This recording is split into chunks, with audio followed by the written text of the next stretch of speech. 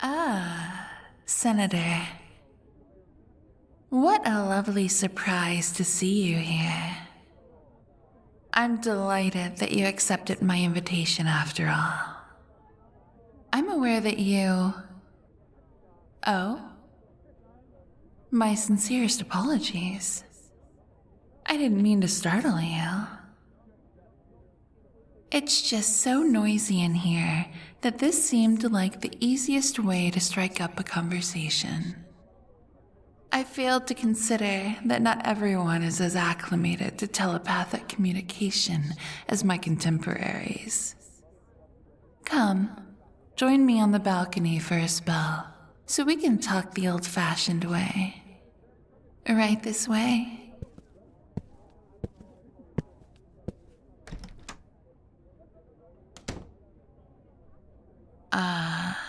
That's much better. As thrilled as I am to see everyone so riled up, it's nice to take a break and get some fresh air. So, pray tell, dear, how have you been finding my Hellfire Gala? I'm pleased to hear you feel that way. I spared no effort nor expense organizing this event. It's imperative that we allow humans and mutants to intermingle in an environment where they can both feel safe, especially during this crucial time. Finally, after all these years, we are being given a platform on the world stage. It's important that we establish Krakoa as a legitimate nation now, while relations are good and people are listening. This gala is meant to assist with that. All of this extravagance. It's my way of putting my best foot forward, letting elites from both societies rub elbows a bit, and realize that we truly aren't so different. Of course, that brings me to the subject of the upcoming vote.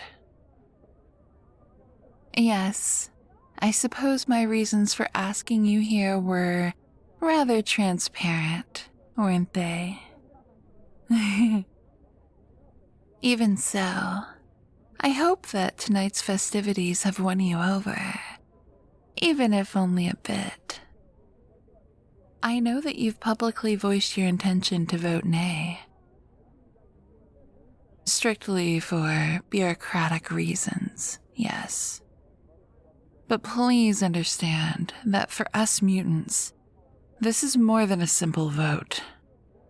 For decades, no, centuries, we've fought for a seat at the table. All we want is for our voices to be heard. And inducting Krakoa into the UN as an officially recognized country? I cannot emphasize enough how much it would do to bring our peoples closer together. I appeal to you, not as a pundit, but as a person who possesses empathy.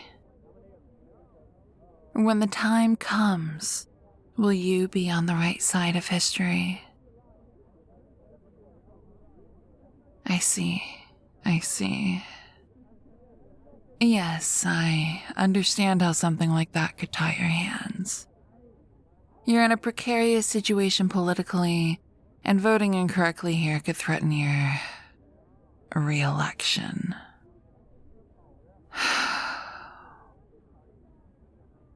Well, I can't say I'm surprised that negotiations fell apart so quickly. It's so very much like a human to act entirely out of self-interest at a time like this. My associate, Charles Xavier, is a proponent of purely diplomatic solutions to disagreements such as these. He believes that if both sides simply talk things out, an understanding can always be reached. I do not share his optimism in that regard. I believe that there are cases in which a firmer hand is necessary. Threatening you? Not at all, darling. Even supposing I wanted to, how could I? We're mere meters away from the door. If I were to make a move here, you would dash inside and cry bloody murder before I could so much as touch you. Yes, as long as we're on this balcony, you're physically untouchable. Your mind, on the other hand, was always within my grasp. Here, we needn't worry about things like the passage of time. We can spend hours or even days like this, with only mere moments passing in the real world. Though I do admit, I suspect it won't take that long for me to sway you. I can be very convincing, after all. It was naive to come here alone, Senator. Not that you had a choice in the matter. Or did you seriously think that attending the gala with no escort whatsoever was your own idea? Still, I hoped I wouldn't have to resort to using my powers. I see now that that was never an option. It's sad, honestly. Though I have to admit, I derive a certain amount of satisfaction from doing things this way.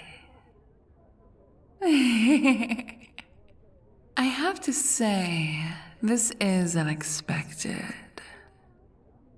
Attempting to close your mind off to me, are you?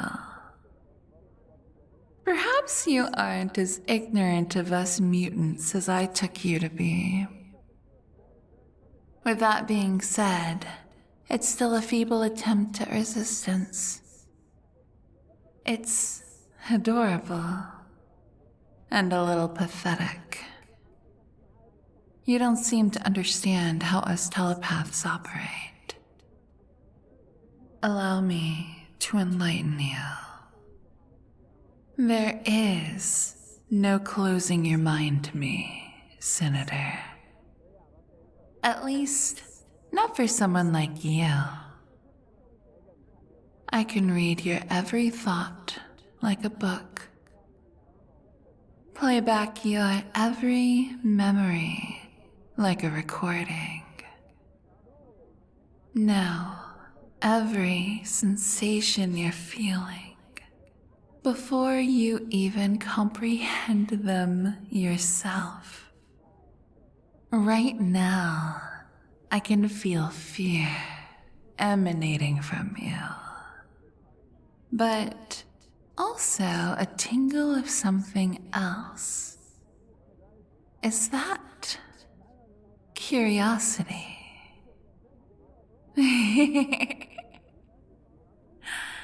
There's no need to be afraid, Senator. I have no intention of harming you. I'm more interested in reshaping you. Now that I have you like this, I can make you feel or believe anything that I desire. Mold you however I see fit. I could insert myself somewhere deep in your memories. As an old friend, or perhaps a lover. Someone you have a history with. Someone that you trust. But I don't think such subtlety will be necessary in your case. For a mind as simple as yours, I need only implant a single rudimentary suggestion. You know, I go by another name on occasion. The White Queen. I don't use it much these days, since it's rather ostentatious, but I think it suits me all the same. Don't you agree, my dear Senator? Yes, of course you do. Because right now, as I speak directly to your subconscious, I'm rewiring every synapse in your brain to see me as such. Your queen. Your queen, whose words must be heeded. Your queen, whose commands are absolute. You exist to serve your queen to the best of your ability. Nothing is more important than being a good subject for your queen. Certainly not some silly, far-off election. From this day on, you're not going to think about what's best for you, or even what the voters want from you. With every action you take, your only concern will be pleasing your queen. So, tell me, when the time comes, which way are you going to vote? Very good, Senator. Good pet. I'm sure you felt it just now. Contentment washing over you like a pleasant wave. That's because from this moment on, nothing is going to make you happier than the thought of obeying your queen. I am the most desirable woman you can imagine. Every inch of me is utter perfection.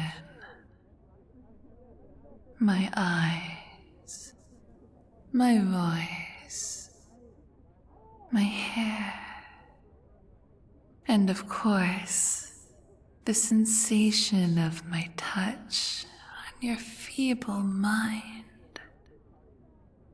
There is no greater privilege than doing everything in your power to serve me. Nothing pleases you more than knowing that you've pleased me. The desire to serve your queen is going to dominate your every thought. You will never feel more fulfilled than when I praise you for a job well done.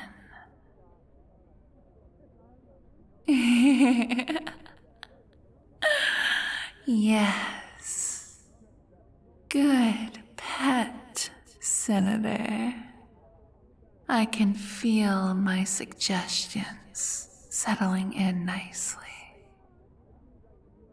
I could tell from the start that you were going to be an easy subject.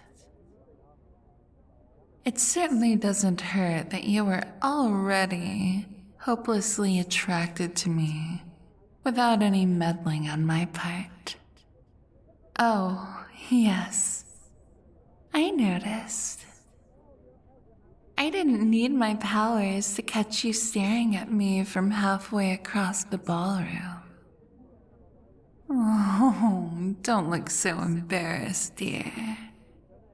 It's only natural for one to be captivated by their queen. It's really quite flattering. It pleases me. And hearing that you've pleased me fills you with pride. After all, it is your life's sole purpose. Nothing else feels quite as good as hearing my words of affirmation. Forget your prior obligations or allegiances. Submit to this feeling. Submit to the White Queen. Swear your fealty to me and let go of all other worldly concerns. I want to hear you say it. You can say it out loud, or you can say it only in your thoughts. I'll hear it all the same. Say it. Swear your fealty to the White Queen. Say that you are nothing but a subject of the White Queen. Tell me that you'll give up everything for the White Queen. Good pet, my subject. Very good pet. I can tell how amazing my words of praise made you feel. If you're a loyal subordinate for me going forward, maybe you'll hear them again soon enough. That all depends on my mood and how much you impress me.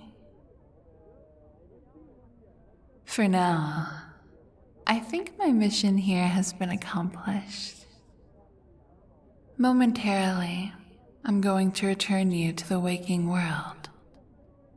You'll remember everything that's transpired here as a hazy, pleasant dream. But your desire to obey your queen's every order will remain. Are you prepared? Then brace yourself. Well, Senator, I'm so glad we had this chat. It's a relief to know that I have your support in the upcoming vote. I deeply appreciate your cooperation on this matter. Now then, you've been away from the festivities long enough. Go on, see all that my gala has to offer. Please, I insist. As for me, I think I'll stay out here for a bit and enjoy the still night air. Thank you for indulging my ramblings. Oh, and if you happen to come across any of your fellow senators, I do request that you send them my way. I have many important matters to discuss with them.